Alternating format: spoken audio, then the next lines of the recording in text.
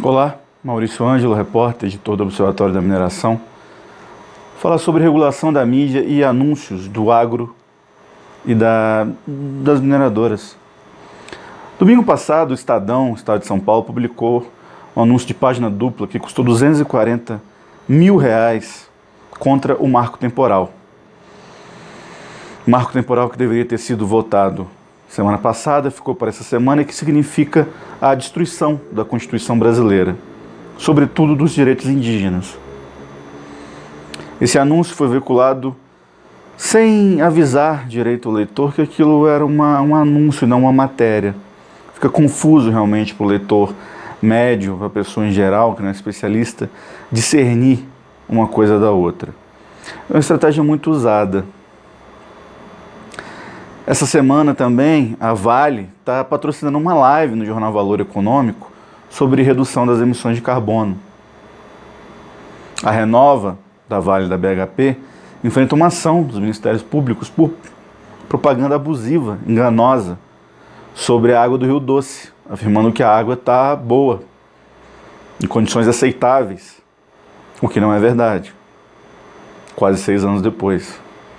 As propagandas veiculadas no principal jornal de Minas, o Estado de Minas, e na Gazeta, o principal jornal do Espírito Santo, entre outros. Isso significa que o Estado de Minas não faz matérias contra ou sobre a Vale? Faz. Não faz matérias mostrando o lado dos atingidos? Faz matérias. Mas ao mesmo tempo aceita esses anúncios, lucra com isso.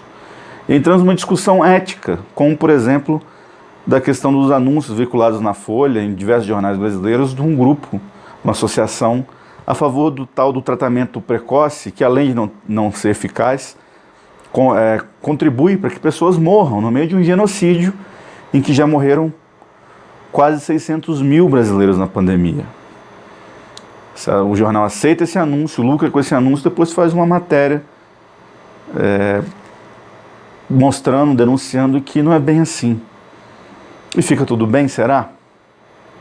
Eu acho que não. A regulação da mídia voltou à pauta porque o Lula falou sobre isso novamente, descontando o fato de que o PT passou 13, 14 anos no poder sem mexer nada em relação a esse assunto, não fazer nada sobre isso. A mídia brasileira é controlada por 6, 7 famílias, tem 60, 70% dos jornais, TVs, rádios, internet. Políticos que se perpetuam no poder até hoje receberam concessões da ditadura de rádios e TVs lá atrás. Não por acaso conseguem se reeleger com facilidade. Qual é a independência desses jornais, desses veículos, ao abordar assuntos que não são de interesse dos seus donos? Ou fazer esse jogo duplo, já que as mineradoras são grandes anunciantes, já que donos de bancos e donos de mineradoras são donos de jornais e de revistas. Essas revistas não fazem matéria sobre mineradoras? Fazem. Será que não há interferência nenhuma editorial? Liberdade total? O dinheiro vem da mineração? Tenho minhas dúvidas. Nós aqui no Observatório não aceitamos anúncio, obviamente, de mineradoras, nem de empresa nenhuma, de latifundiário, de quem quer que seja. Há uma discussão, claro, sobre o modelo de negócio, como financiar sites independentes, há várias campanhas de financiamento coletivo que você deve e pode apoiar, de sites sérios, investigativos, críticos. Nós não lançamos ainda nossa campanha de financiamento, talvez um dia, em breve, ou não. Há que se analisar, porque também pedir dinheiro, custa tempo. Talvez nós aqui no Observatório lançaremos essa campanha. Mas você pode também compartilhar, curtir, divulgar, ler de fato as matérias.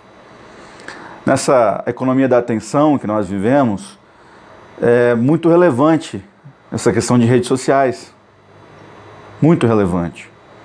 Relevante você repassar adiante matérias críticas e sérias, investigativas, no WhatsApp, onde quer que seja.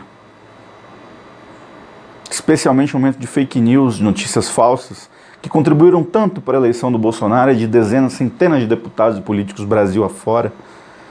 e que estamos em vias de uma nova eleição, se tivermos eleição, é claro, diante da invisibilidade de algumas pautas, como a pauta indígena, que esses grandes jornais, essa semana, uma mobilização que ainda acontece, a maior mobilização indígena da história do Brasil, desde a Constituição, pelo menos. Muita gente já foi, mas o acampamento segue aqui em Brasília, mobilizado para acompanhar um marco temporal, que sofreu influência dos ruralistas no STF, como eles mesmos admitiram. Foi dado quase nenhum destaque para essa mobilização, que tem a ver diretamente também com o garimpo e com a mineração, pelo interesse direto nas terras indígenas, de grandes mineradoras, de donos de garimpo.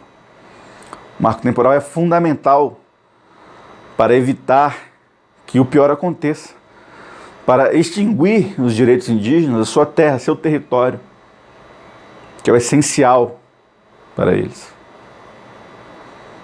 Não por acaso tem muita gente interessada e fazendo lobby, como o próprio Bolsonaro, que andou espalhando mentiras, como é de praxe, de que o agro acabaria, tadinho do agro, se o marco temporal for de fato derrubado no STF, como deve ser, que é inconstitucional. O agro, exportador de commodity, não de comida, com muita isenção de imposto, diga-se, é uma coisa. Quem produz comida nesse país é outra, bem diferente. Mas bem diferente. E além disso, vários estudos comprovam vastamente que não é preciso desmatar nenhum hectare, derrubar mais nenhuma árvore. As terras indígenas não precisam ser abertas para mineração, para o agro, para hidrelétricas, para nada, para que o agronegócio brasileiro, que já devastou de maneira tão brutal e ampla a Amazônia, o Cerrado, sobretudo nos últimos anos, continue produzindo e lucrando muito, lucrando bilhões, dezenas de bilhões de reais por ano. É muito possível e necessário aumentar a produtividade se quisermos parar, amenizar os efeitos da crise climática que já chegou, e não são poucos, e vai piorar. Então é importante que você fortaleça a mídia independente. Fortaleça os jornalistas que fazem um trabalho sério, necessário, como é o nosso caso aqui, de alguns colegas de alguns veículos. E que essa discussão seja, de fato, esteja na pauta. Não é preciso fugir dela. Pelo contrário, como querem alguns. Obrigado, até breve, um abraço.